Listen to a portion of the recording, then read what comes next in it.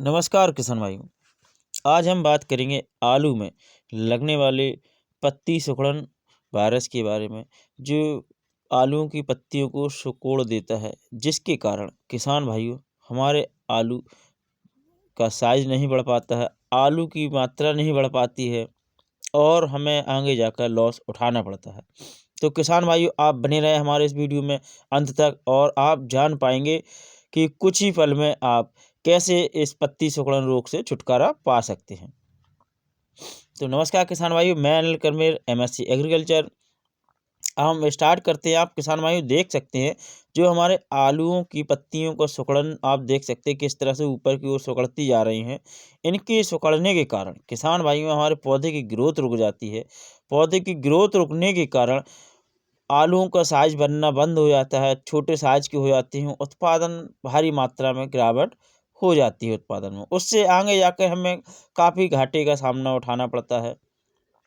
तो किसान भाइयों, हमें इससे बचना कैसे है और इसके आने के कारण क्या हैं, पता कैसे चलेगा किसान भाइयों कि यह पत्ती सिकुड़न रोग यानी कि यह वायरस, इसको हम वायरस बोलते हैं, वायरस आ चुका है और यह आता कैसे है। तो इन सभी बातों में हम बात करने जा रहे हैं किसान भाइयों। जब हमारी किसान भाइयों फसल, आलू की फसल 40 से 45 दिन की हो जाती है, तो 40 से 45 दिन में किसान भाइयों इसमें एक रस चूसक का अटैक होता है, जिसको हम एफिड्स बोलते हैं। उस एफिड्स का इसमें अटैक होता है 40 से 45 दिन की फसल में। तो यह किसान भाइयों जो रस चूसक रहता है, यह हमें दिखता कहाँ पे है, तो मैं आपको बता दूं। जो हमारी आलूओं की पत्तियां रहती हैं, उन आलूओं की पत्तियों के नीचे यह रस चूसक पाया जाता है, जो कि धीरे धीरे हमारी पत्तियों का रस चूसता रहता है। उनके कारण हमारी पत्तियां, आलू की जो पत्तियां हैं, ऊपर की ओर उठती जाती हैं और सिकुड़ती चली जाती हैं। अब इनका किसान भाइयों कलर भी चेंज होता जाता है। कुछ पत्तियां लाल सी होने लगती हैं, हल्की हल्की पीली सी होने लगती हैं, धब्बे से आने लगते हैं, जिससे हम पता कर सकते हैं कि अब हमारे प्लांट में वायरस का प्रकोप होने वाला है। क्योंकि किसान भाइयों, अगर हमने इस एफिड्स को समय रहते नहीं रोका, यानी कि इस रस चूसक को समय रहते नहीं रोका, तो फिर इस वायरस का कोई भी उपाय नहीं है और यह बहुत ही तीव्रता से फैलता है। अगर एक बार हमारी फसल में पूर्णतः इसने प्रकोप फैला लिया, तो हम फिर दुकानों के चक्कर काटते रहेंगे और हम इस वायरस से छुटकारा नहीं ले पाएंगे। तो इस वायरस से हमें बचने के लिए किसान भाइयों 40 से 45 दिन की हुई फसल पर हमें पत्तियों पर देख लेना चाहिए कि इस एफिड्स यानी रस चूसक का अटैक हुआ है या नहीं हुआ है। अगर नहीं हुआ है, हल्का हल्का कहीं पे दिख भी रहा है, तो किसान भाइयों हमें इस पर एक स्प्रे कर देना चाहिए।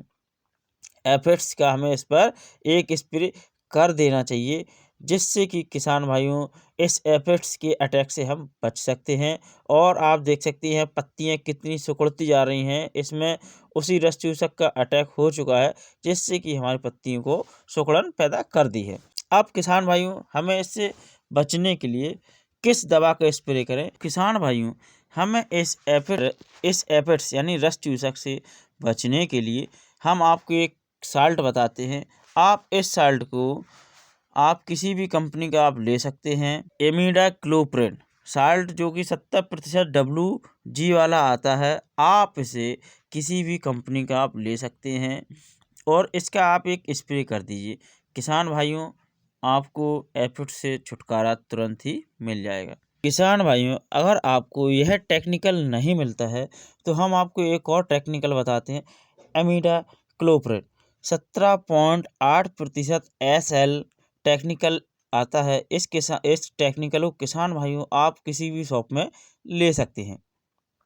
इन दोनों की मात्रा किसान भाइयों पर लीटर पर ml होता है, यानी कि 15 लीटर की टंकी में आप 15 ml डाल करके इसका आप स्प्रे कर दीजिए, जिससे कि किसान भाइयों आपके एफिड्स में तत्काल इसमें असर करता है और पूर्ण रूप से नष्ट कर देता है एफिड्स को। आपको जो रस चूसक एफिड्स रहता है वो नष्ट हो जाएगा और आपकी हरी भरी पत्तियां हो जाएंगी।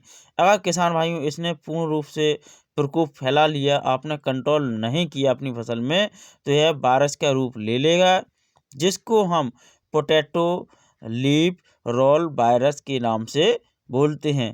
फिर हम इसमें चाहे कितनी भी दवाइयाँ डालें, कितने भी मार्केट की दुकानों को चक्कर लगा लें, हमारे हाथ में कुछ भी हासिल नहीं होने वाला है और हम घाटे में ही जाएँगे।